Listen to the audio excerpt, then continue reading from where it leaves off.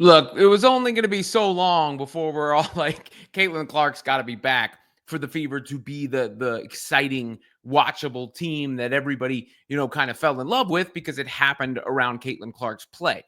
And they played great against the Chicago Sky in the last game, and they bounced back in this stretch because remember, it felt that way when Clark first went out. It was like, oh my gosh, it was going to be really bad after they lost to the Mystics, and then of course, especially after they lost to the Connecticut Sun.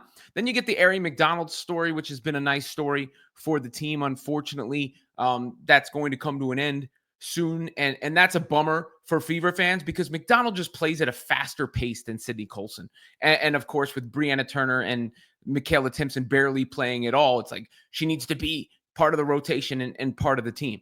But the real thing that the team is missing is Caitlin Clark, so it's hard to judge the rest of the roster. It's hard to judge Coach Stephanie White.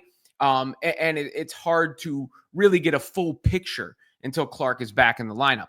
But it wasn't a good game against the Atlanta Dream, especially coming off that Chicago game. And of course, Austin Kelly coached the Chicago Sky game. So the natural narrative can become, they look much better with the other guy, even though when Stephanie White was the coach, they destroyed the Sky as well. Just a reminder that was the case. Look, I didn't find it a very appealing product to watch either.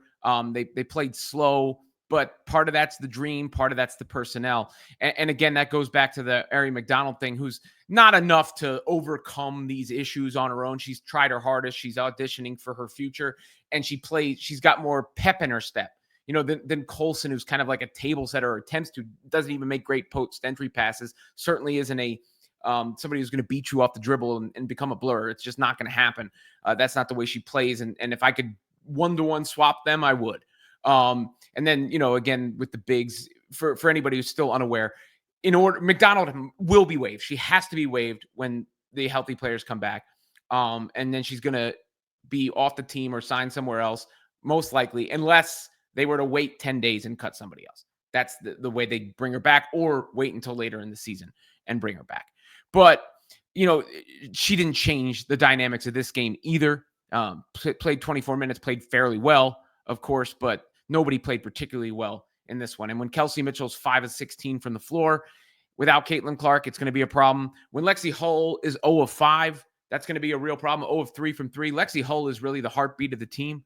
Natasha Howard was probably played the best in this game, but Aaliyah Boston was 3 of 9.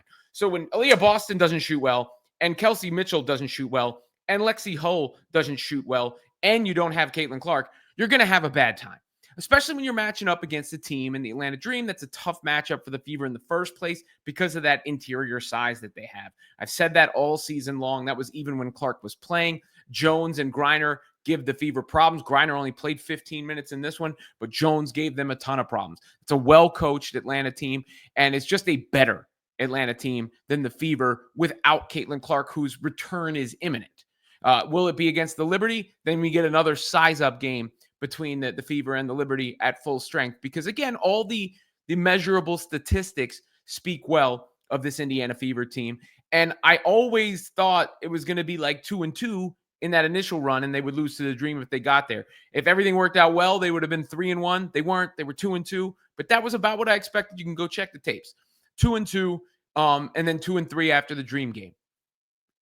All in all, I'd sign up for that with some highs, with some lows, with a storyline to keep us all entertained in between, where every YouTube commenter became experts on the CBA and hardship contracts. But nonetheless, Stephanie White back on the sidelines. Let's look at a little bit of what she had to say after the game, courtesy of this is up on Scott Agnes's YouTube channel from the post-game press conference. It seemed like the third quarter was kind of the difference. Just what went wrong in that quarter? Yeah, I think they hit us in the mouth. I felt like they did that a little bit in the first quarter too, and we were able to regroup. Their physicality on the defensive end really affected us. It took us out of what we wanted to do and forced us to rush offensively, and they've got really good shifty guards that can get downhill, and we didn't do a good job of guarding our yard or being in rotation, and they've got great post players. They got Olympians on this roster, right? And our ability to match that physicality on the defensive end, our positioning, our connectedness, I thought wasn't there, and they took advantage of it. And what was the difference between the physicality, you think, like in the first half versus that third quarter and fourth? Yeah, I don't know if it was different. I just felt like we handled it better early in the ballgame. So physicality, the theme, and it's kind of been a theme with the team matchups against the Atlanta Dream so far this year. When you look at the Fever playing Atlanta, and of course before it was the way that they were going after Caitlin Clark and handsy grabbing defense, that kind of thing. But it is a big physical team. It is a big physical team, and the Fever, were out rebounded 44-27. A lot of the defensive and rebounding issues have been addressed by the Fever, to be quite honest. They've gotten much better in both of those categories on this season. They look much stronger in both of those places where they were constantly getting beaten last year that way. But against a team like the Dream, they just have the personnel to really punish the Fever in that way. And the Fever are just lacking in playmaking. They don't have anybody. McDonald has done her best, but they don't have anybody to get the ball and go. They don't have anybody to break the defense down and make plays for others. And so much of that it hinges on Caitlin Clark. So it's always going to be, it was always going to be hard to judge. We'll see what happens when she gets back in the lineup, because I still believe that the Fever have the players around Clark to thrive. They are heavily reliant on Clark, but the rest of the team is better than it was a year ago. Where does that put them at the end of the season? We know it put them right there with the Liberty at the end of the game, and Caitlin was playing hurt. We know it, them and the Dream were right there in those other games, both times around. And the Fever, in this game, were there at halftime with the Dream. Teams go on runs. It was just a really boring, ugly game. You're really one of those ones that you want to put in the rear view mirror, or do the Men in Black mind eraser bit for, because this is not going on the season highlight reel. It wasn't the one I was most excited to come here and talk to you about either. We now have to see how they handle the roster the rest of the way, because they still only have 11 players on the roster, maybe until they can add 12.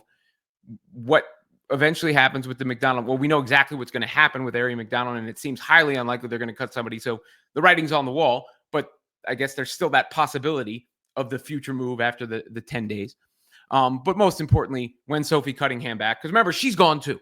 Another player that plays with spunk, another player that can play make a little bit, and another player who can shoot. And then Caitlin Clark, who's wearing the leg sleeve.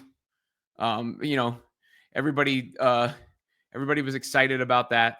See if I can pull that up. I forgot to mention that before.